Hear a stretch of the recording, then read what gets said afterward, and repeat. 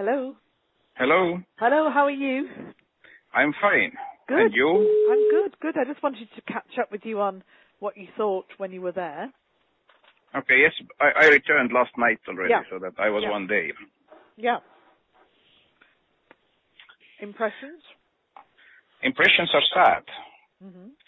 I met with representatives of Regions Party, also new coalition representatives, and also civil society. There is this lady called Olga, who is the head of the doctors. Olga. Yes, Yeah, you know her. Yeah, I do.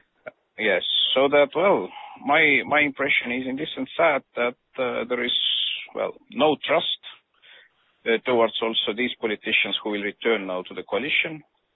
People from Майдане and from civil society, they say that they know everybody who will be in new government. All these guys have dirty past. Yeah. So that, well, they made some proposals to the same Olga and some others from civil society to join new government. But this Olga, for example, she says directly that she's ready to go to the government only in the case if she can take with her team foreign experts to start real healthcare reforms. Yeah. So that, well, basically it is that the trust level is absolutely low. Mm-hmm. On the other hand, all these security problems, this integrity problems, Crimea, all this stuff. Mm-hmm. Regions Party was absolutely upset. They say that, well, they accept this, that now there will be new government and there will be extraordinary elections, but there is enormous pressure against the members of parliament, that there are uninvited visitors during the night to party members. Well, some journalists who were with me, they saw during the day that one member of parliament was just beaten in front of the parliament building by these guys with the guns on the streets. Yeah. So that all this mess is still there. And of course, this Olga and others from civil society, they were absolutely sure that people will not leave the streets before they see that the real reforms will start. So that it's not enough that there is just change of government. So that is the main impression. So that from EU's and also, well, Estonia's point of view, of course, we should ready to put this financial package together with others. Yeah. This very clear message is needed that it's not enough that there is change of government, but the same real reforms, real action to increase the level of trust. Otherwise, well, it will end badly. Yeah. Because the Regions Party also said that, well, you will see that if the people from the eastern part of Ukraine will really wake up and will start to demand their rights. Some people also with me, they were in Donetsk. Their people said that, well, we can't wait how long still the occupation of Ukraine lasts in Donetsk. Yeah. That it is real Russian city, and we'd like now to see that, well, Russia will take over. So that, well, short impressions.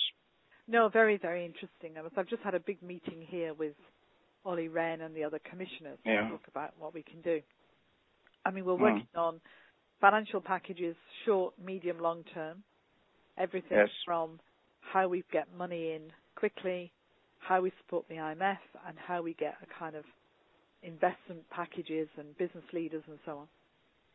On the political side, we've worked out resources we've got, and I offered to civil society and to Yatsenyuk and Fishko and everybody I met yesterday. We can offer you people who know how to do political and economic reform. The countries that are closest to Ukraine have themselves been through dramatic changes and have done big political and economic reforms. So we've got loads of experience to give you, which we're happy to give. I've said to the people in Майдан, yes, you want real reforms, but you've got to get through the short term first.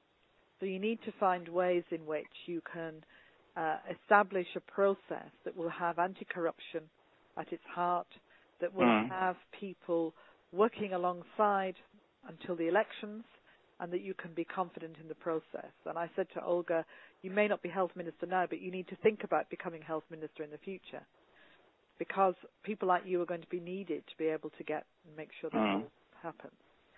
But I've also said to them, if you simply barricade the buildings now, and the government doesn't function, we can't get money in because we need a partner to partner with.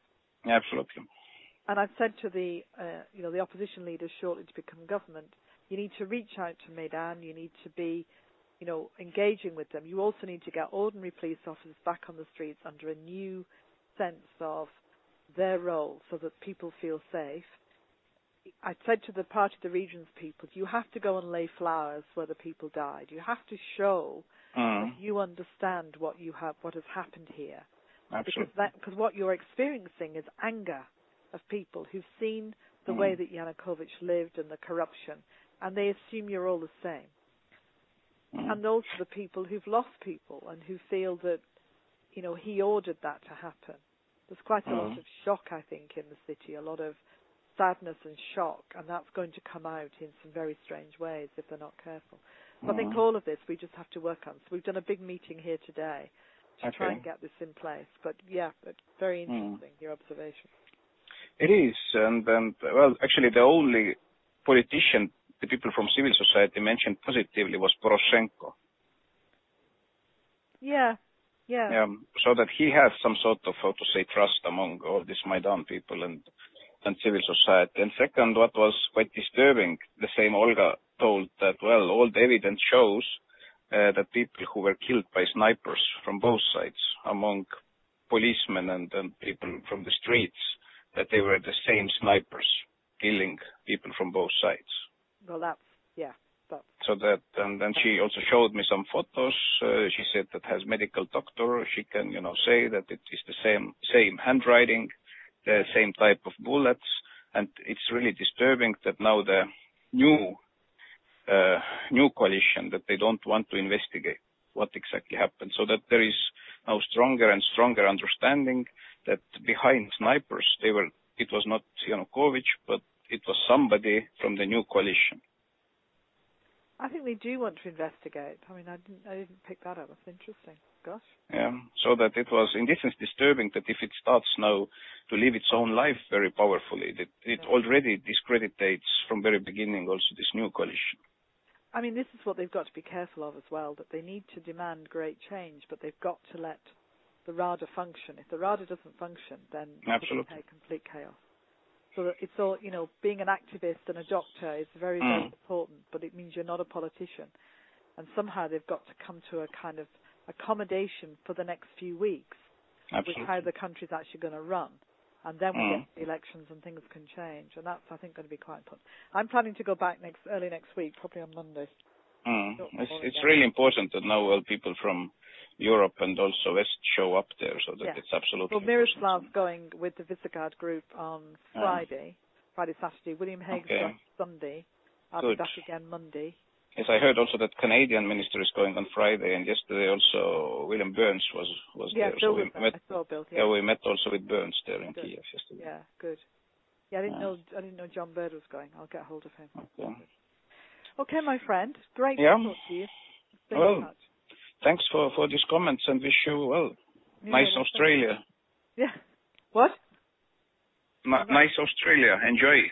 I am not going to go. I've got to delay it because I'm going to do more Ukraine instead. Okay, good. All right, my friend. Okay. Speak to you soon. Thank you, and all the best. See you. Bye. Bye.